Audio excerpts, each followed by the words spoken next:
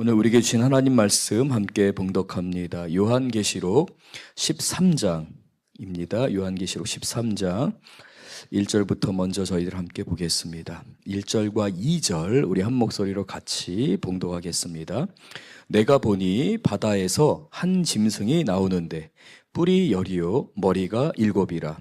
그 뿔에는 열 왕관이 있고 그 머리들에는 신성모독하는 이름들이 있더라.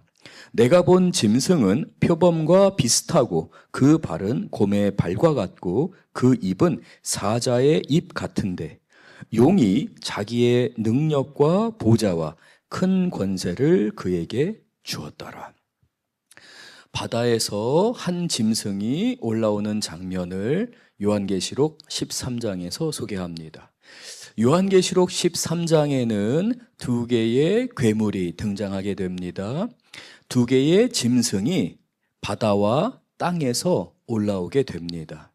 오늘 우리가 봉독한 2절 하반절 말씀을 보면 사탄, 하나님을 거역하는 자, 거짓의 아비를 상징하는 이 용이 자기의 능력과 보좌와 큰 권세를 그에게 주었더라 라고 말씀합니다.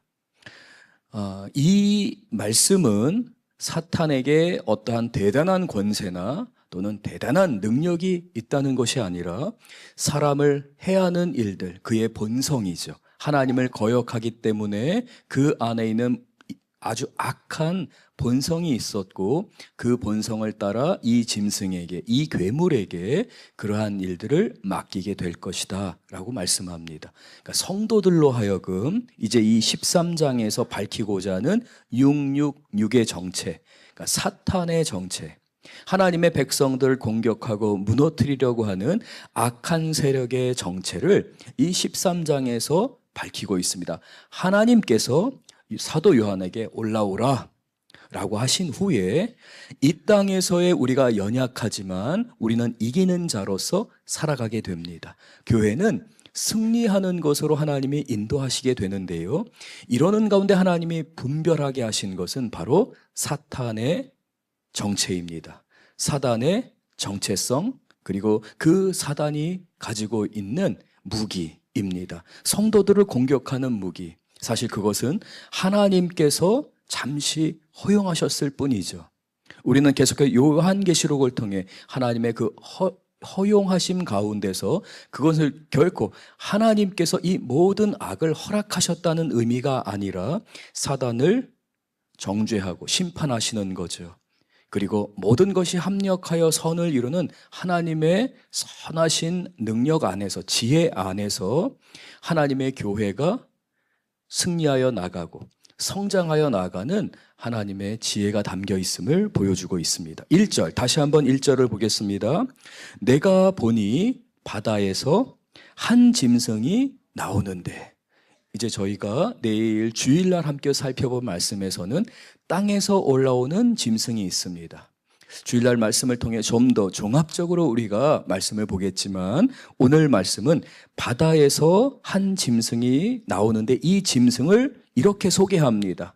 이 짐승이 어떠한 정체성을 가지고 있는, 이 짐승의 정체가 무엇인지를 뿔이 열이고 머리가 일곱이라. 그 뿔에는 열 왕관이 있고 권세자를 나타냅니다. 즉 정치 지도자를 나타내는 것이고, 사탄과 함께 사탄이 사용하는, 사탄이 부리는 악한 정체는 바로 정치적인 영역에서 그 영향력을 발휘하게 된다라는 것을 상징적으로 나타내는 것입니다. 뿔이 열이요 머리가 일곱이라. 그 뿔에는 열 왕관이 있고 그 머리들에는 하나님을 모독하는 것입니다. 신성을 모독하는 이름들이 있더라. 자기를 드러내는 거예요. 하나님을 드러내거나 하나님을 높이거나 하나님을 경배하는 것이 아니라 권세를 갖게 됐어요. 정치적인 영향력, 파워이죠. 권능을 갖게 됐습니다. 정치적인 권능을 가질 때는 언제나 돈이 따라오게 됩니다. 정치적인 승리, 여러 정치적인 갈등과 경쟁 가운데서 사람들을 밟고 일어섭니다. 경쟁합니다. 그러는 가운데에 이제 정치적으로 영향력을 갖게 되었을 때에 갖는 모습들을 바로 신성을 모독하는 이름들, 자기를 드러내는 것이죠. 하나님을 모독하는 갖가지 삶의 모습이 그의 머리에 있다는 것입니다. 2절입니다. 내가 본 짐승은 그 모양을 이제 표현하게 됩니다. 다니엘 7장에 나오는 그 동물들의 모습을 이제 합성을 하여서 이 악한 동물의 모습, 이 짐승의 모습을 소개하는데요. 표범과 비슷하고 그 발은 곰의 발을 가졌습니다. 얼굴은 표범과 같습니다. 공격성이 있죠. 그리고 곰의 발과 같이 묵직한 공격성이 있습니다. 한번 휘두르면 얼마나 파괴력이 강해요. 이와 같이 정치적인 영역에 있어서 높아진 자들, 그 가운데서 하나님을 모독하는 자들에게 있는 폭력성과 자기 중심성을 나타내고 있습니다. 거기에다가 그 입은 사자의 입과 같더라. 이러한 모습을 하나님이 보여주시면서 사탄이 갖고 있는 그러한 공포스러움 또는 폭력성, 그에게 있는 무자비함 등을 표현하는 것입니다. 용이 자기의 능력과 보좌와 큰 권세를 그에게 주었더라. 3절입니다. 그의 머리 하나가 상하여 죽게 된 것 같더니 그 죽게 되었던 상처가 나음에 온 땅이 놀랍게 여겨 짐승을 따르고 4절 같이 읽겠습니다. 용이 짐승에게 권세를 주므로 용에게 경배하며 짐승에게 경배하여 이르되 누가 이 짐승과 같으냐 누가 능히 이와 더불어 싸우리요 하더라. 이 권세를 줬잖아요. 그런데 이 짐승에게 나타나는 한 가지 묘한 능력이 있게 됩니다. 그리고 사람들로 하여금 혹하게 하는, 미혹시키는, 사람들을 속여 넘기는 그러한 일들이 생기게 돼요. 영적인 분별력이 없으면 이게 하나님으로부터 온 것인지 사단으로부터 온 것인지 분별할 수가 없어요. 그러나 분명히 사단이 사람들을 미혹하기 위해서 사용하는 방법이 있는데 언제나 사단은 양의 탈을 쓰고 우리에게 옵니다. 예수님이 하셨던 일, 하나님이 하시는 일들을 묘하게 비슷하게 하면서 사람들을 속이게 되죠. 그래서 이단이 겉으로 볼 때는 또는 이단에 빠져가는 과정을 보게 되면 자신이 의식하지 못하는 사이에 가게 됩니다. 그러나 마지막에는 꼭 예수님이 아니라 하나님이 아니라 하나님의 창조의 원리와 섭리가 아니라 이단의 교리를 따라서 또는 교주가 높아진 것으로 사람을 바라보게 만듭니다. 그래서 이단입니다. 꼭 끝에 가면 그 정체가 드러나게 됩니다. 그러므로 경계하라라는 것입니다. 다시 한번 3절을 보겠습니다. 그의 머리 하나가 상하게 됩니다. 죽게 된 것입니다. 정치 지도자들, 특별히 이 요한계시록을 읽을 당시에 초대교회는 네로나 도미티안 황제와 같이 이 무소불위의 권력을 가지고 있던 사람들이 어느 순간에선가 갑자기 백성들의 호의를 또는 백성들의 환호성을 받게 되는 과정들을 동일하게 경험하게 되는데요. 그거는 어떠한 위기, 죽을 위기에 처했을 때의 군사적인 또는 정치적인 그러한 역전의 순간을 통해 백성들로 하여금 환호성을 받게 합니다. 아, 우리 황제는 신과 같은 존재이구나. 제국을 다스리기에 정치적인 지도자입니다. 위기를 극복하며 마치 하늘이 내려준 것 같은 권력이 있는 것으로 착각하게 만듭니다. 이게 세상 권력의 특징이기도 한데요. 3절은 바로 이러한 세상의 사탄이 사람들을 미혹시키는 방법을 이와 같이 그 정체를 드러내고 있는 것입니다.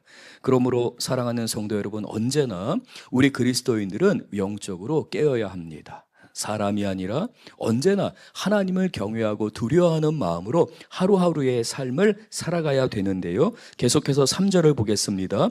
그 죽게 되었던 상처가 나음에 온 땅이 놀랍게 여겨 그 짐승을 따르게 됩니다. 폭력성이 있습니다. 얼마나 악하게 생겼습니까? 근데 사도 요한은 이 환상 가운데서 이 짐승에게 환호성을 보내고 이 짐승을 따르는 수많은 사람들을 보게 됩니다. 이 세상 사람들이 그렇게 살아가는 것이죠. 4절입니다. 용이 짐승에게 권세를 주므로, 다시 한번 그 권세가 짐승에게 주어진 것이 드러나게 됩니다. 그리고 그로 인해서 용에게 경배하며, 그리고 4절 하반절, 짐승에게 경배하여 이르되 누가 이 짐승과 같으냐, 누가 능히 이와 더불어 싸우리요 라고 하며 환호성을 보내게 되죠. 5절 우리 같이 한번 읽겠습니다. 또 짐승이 과장되고 신성 모독을 말하는 입을 받고 또 42달 동안 일할 권세를 받으니라. 그리고 이 짐승이 그러한 권세를 받고 사람들의 환호성을 받게 됩니다. 사람들의 지지를 얻게 됩니다. 그러므로 인해서 이 짐승은 교회를 핍박하느니라. 이러한 세상의 권세, 세속적인 권력과 권세는 하나님의 진리와 함께할 수 없다라는 것입니다. 한번 권력이나 권세에 취하게 되면 하나님을 경외하는 마음을 잃어버립니다. 교만해지는 것이죠. 바로 사탄의 정체성이 드러나게 되는 것입니다. 6절 같이 한번 읽겠습니다. 6절과 7절입니다. 짐승이 입을 벌려 하나님을 향하여 비방하되 그의 이름과 그의 장막 곧 하늘에 사는 자들을 비방하더라. 또 권세를 받아 성도들과 싸워 이기게 되고 각 족속과 백성과 방언과 나라를 다스리는 권세를 받으니. 이 짐승이 교회를 괴롭힙니다. 하나님을 모독하는 말을 합니다. 끊임없이 하나님을 거역합니다. 권세와 돈과 권력을 갖고 있을 때에 사람들은 착각하게 됩니다. 자그마한 성공 가운데서도 야, 이거 내가 참 많은 것을 이루었네 라고 착각하며 거기에 안주하게 됩니다. 하나님 앞에 나오지 않게 되는 것이죠. 제가 이제 세상을 쭉 경험하는 가운데에서 유럽이나 미국이나 우리 대한민국 그리고 세계 도처 가운데서 이러한 영향력, 정치적인 권세나 권력, 그리고 그로 인해서 얻게 되는 막대한 부를 축적한 사람들의 특징을 보게 되면요, 어느 한 사람도 그저 순탄하게 계속해서 그것들을 축적해 가면서 그 자리에 오르지 않더라고요. 반드시 위기를 겪게 됩니다. 그 위기는 한두 번이 찾아오는 것이 아니라 순간순간 매번 찾아오게 됩니다. 하나님께서 인도하시는 은혜, 하나님이 부어주시는 축복은 그러한 가운데서도 하나님의 방법으로, 예수님의 방법으로 주십니다. 그래서 예수님이 주시는 것까지만 제가 누리겠습니다 라고 하며 오히려 그 위기의 순간에 겸손해집니다. 그런데 사단의 세계 가운데 있게 되면 여기서 내가 살지 않으면 죽는구나 라고 하며 온 주변 사람들을 동원해서라도 희생시켜서라도 자신이 여기에서 일어나고자 합니다. 그러는 가운데에 얻게 되는 권력이든 권세든 또는 재정적인 그러한 힘을 통해서 자신을 드러내게 되고 하나님을 거역하게 됩니다. 신성 모독하는 세계관과 정신을 갖게 됩니다. 사람들을 밟고 사람들을 이용하고 사람들이 수단으로 전락하는 가운데에 바로 이러한 사단의 정체성이 드러나게 됩니다. 그래서 우리 그리스도인들은 언제나 권력자들이나 정치인들을 신뢰할 것이 아니라 누구만을 신뢰해야 합니까? 오직 하나님만을 신뢰해야 하는 것입니다. 그래서 저희 목사님도 항상 강조하는 것이죠. 어떠한 지지가 아니라 어떠한 세력이 아니라 하나님이 지금 주관하시고 있기 때문에 사단이 이와 같은 정체성을 드러내면서 그 가운데서 자기의 길을 가고 경쟁하고 사람들을 이용하지만 결국 하나님이 다스리고 주관하신다는 겁니다. 그래서 한계를 정하셨어요.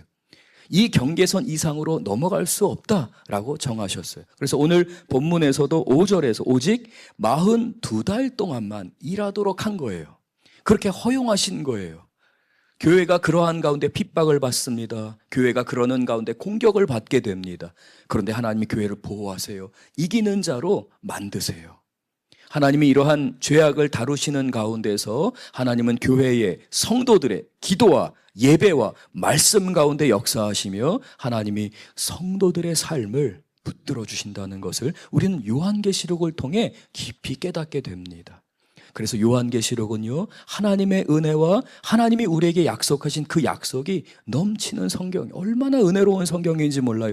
예수님을 만나게 되고요, 예수님 안에 있을 때 우리에게 이러한 약속이 보장되었구나, 우리가 이렇게 살아갈 수 있구나 라고 깨닫게 해주시는 은혜의 말씀입니다.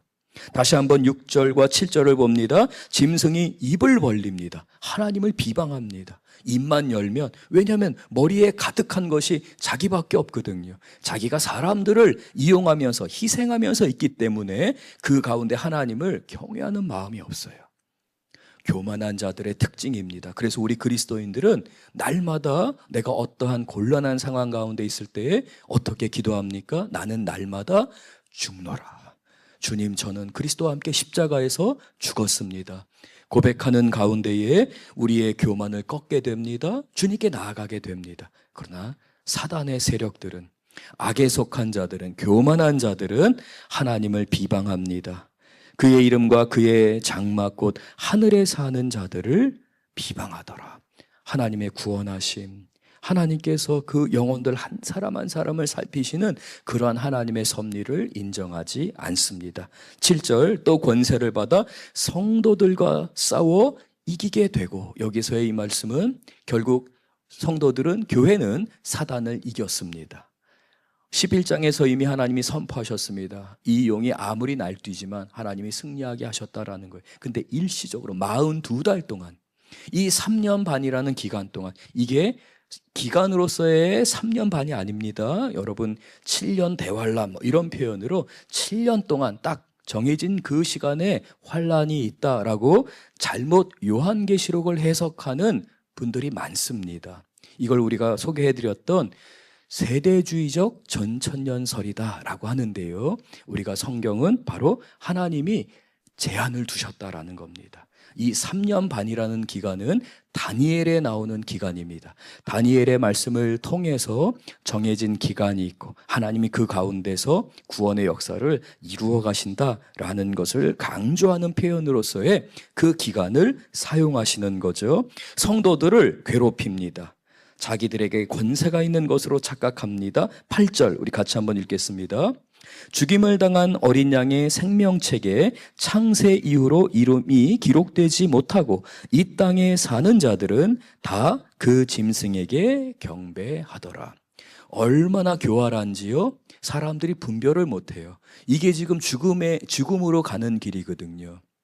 이 사단이 주는 방식, 이 사단이 잠깐 나에게 지금 주는 달콤함은 사실은 죽음을 향해 가고 실패를 향해 감에도 불구하고요, 우리를 미혹시켜요. 그게 전부인 줄 압니다. 그리고 이거 정말 위대한 방법이네, 이렇게 해야지 이룰 수 있네, 착각하게 만든다는 것입니다. 그래서 죽임을 당한 어린 양 우리 주 예수 그리스도의 생명책에 창세 이후로부터 하나님이 그 구원의 역사를 이루시며 그 생명책에 영혼들을 기록하셨는데, 그 하나님의 백성들을 기록하셨는데, 여기에 기록되지 못한 이 땅에 사는, 이 땅에 속하고 자신만을 바라보면서 살아가는 사람들은 모두 그 사단의 정체성에 속아 넘어지며 그것을 알지 못하고 깨닫지 못하고 사단의 방식을, 그 사탄을 추종하게 되더라, 섬기게 되더라 라고 말씀합니다.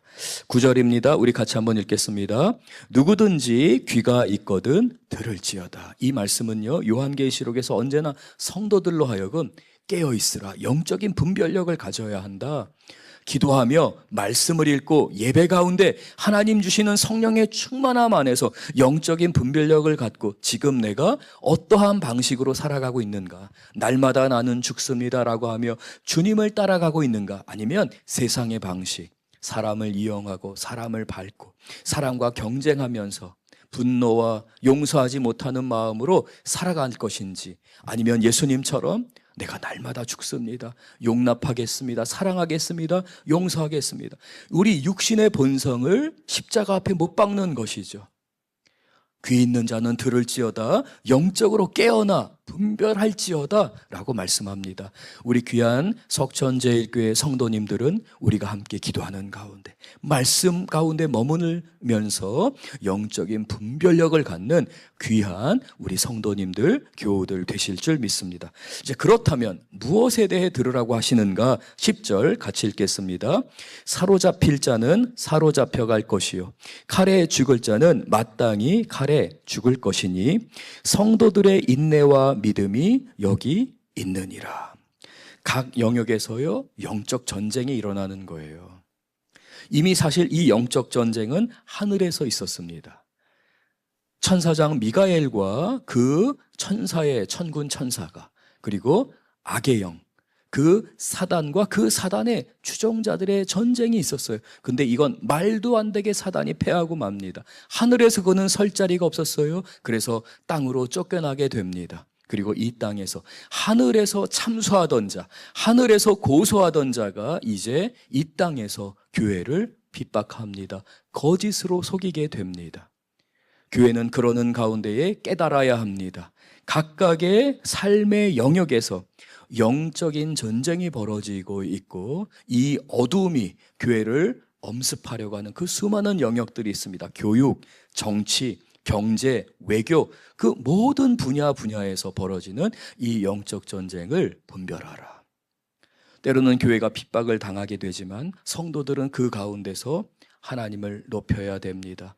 때로는 순교하는 마음으로 그 어린 양 우리 주 예수 그리스도를 바라보며 나의 십자가를 지고 주님을 따르겠습니다 라고 하며 그 영역에서 하나님만을 예배하고 이 사단을 향하여서 영적인 전쟁을 선포하는 예수 그리스도의 군사가 되어야 할 줄로 믿습니다. 그래서 이러한 성도의 삶을 10절 같이 한번 읽겠습니다. 성도들의 인내와 믿음이 여기 있느니라. 이것이 우리 귀한 성도님들의 오늘 하루의 고백이 될 줄 믿습니다. 그리고 이제 그 두 번째 짐승이 땅에서 올라오게 되는데요, 이 오늘의 말씀과 내일 주일 함께 보는 이 땅에서 올라오는 짐승의 정체로 그 사탄의 정체, 사탄, 바다에서 올라온 짐승, 땅에서 올라온 짐승의 그 정체성을 요한계시록 13장은 666이라고 말합니다.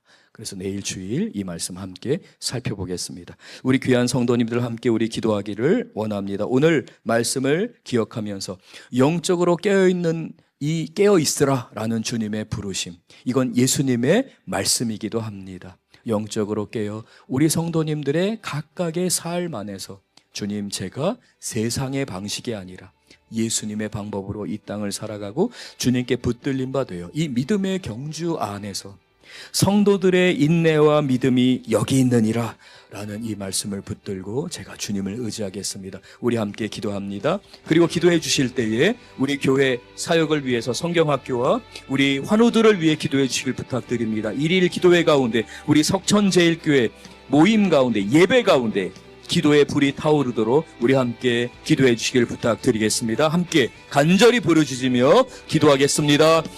주님!